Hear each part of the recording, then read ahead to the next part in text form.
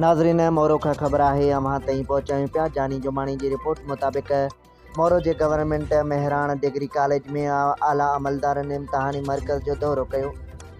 Commissioner Shaheed Benazirabad Shahmir Khan Bhutto, DIG Faisal Bashir Memon, deputy commissioner Naushahro Feroze Muhammad Arsalan Saleem, assistant commissioner Moro Mustaqeem Qureshi, SSP Naushahro Feroze Mir Rohil Khan Khoso, DSP Moro doctor Faiza Sudhar ऐं ॿिया officer मौजूद हुआ।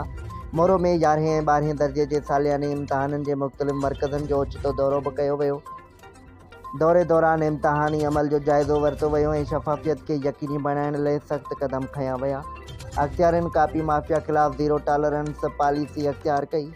ऑफिसरनि मुख़्तलिफ़ इम्तहानी मरकज़नि ते इंतज़ामनि खे इत्मीनान बख़्श करार ॾिनो ऐं चयो वियो त मोरो में इम्तहान मुनज़्ज़म ऐं सुठे अंदाज़ में हली रहिया आहिनि। उन्हनि लाॻापियल अमले खे हिदायत कई त इम्तहानी अमल खे हर वक़्तु शफ़ाफ़ ऐं मेरिट ते ॿधलु बणायो वञे, पर उनखे यकीनी बणायो वञे त जीअं शागिर्दनि खे मुनसिफ़ाना माहौल फ़राहम करे सघिजे।